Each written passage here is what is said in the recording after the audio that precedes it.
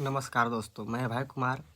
जैसे कि हम लोग जानते हैं कि हमारे जो देश के जो विकास नहीं हो पा रहा है या जो भ्रष्टाचार है, इसे हम लोग को बदलने के लिए या विकास करने के लिए किसी पार्टी को या किसी मतलब नेता लीडर को बदल कर ख़ास करके अभी जो सिचुएशन है, उससे तो संभव नहीं लगता है हमको। क्योंकि पार्टियां बहुत सारी आज हमारे देश को आज़ाद हुए कई वर्ष हो गए, पार्टियां बदली, उस तरह से नहीं हुआ जिस तरह से होना चाहिए।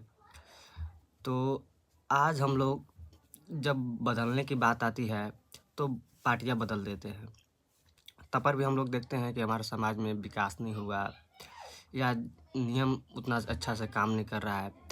काम जैसे कि हम लोग किसी के मतलब किसी को पैसा देते हैं या मान लीजिए 10-12 हज़ार किसी को हम लोग पैसा दे दिए, तो हम लोग उसी के पीछे पड़ते हैं कि हाँ हमारा काम हुआ कि नहीं हुआ। हम लोग इसी तरह देश में हम लोग जीएसटी पे करते हैं, तो हम लोग का ये हक बनता है हर एक नागरिक को कि हम लोग अपने जो अपने पैसा हम लोग टैक्स के रूप में दे रहे हैं, वो हमारे नेता लोग कैसे उसको यूज कर रहे हैं, कैसे यूज नहीं कर रहे हैं।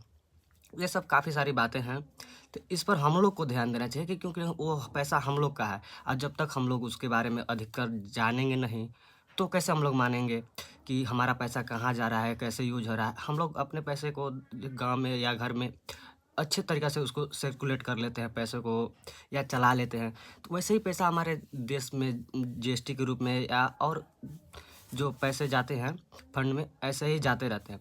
तो उस तरह के पैसे को मतलब यूज करने के लिए वो सब ज़िम्मेवारी हम लोग का है, क्योंकि हम लोग जब तक नहीं समझेंगे इन बातों को, तो नेता जैसे मन वैसे फंड को यूज़ करेंगे या जो भी मिसयूज करेंगे। ये सब हमारे ही लोग की गलती है। Thank you very much.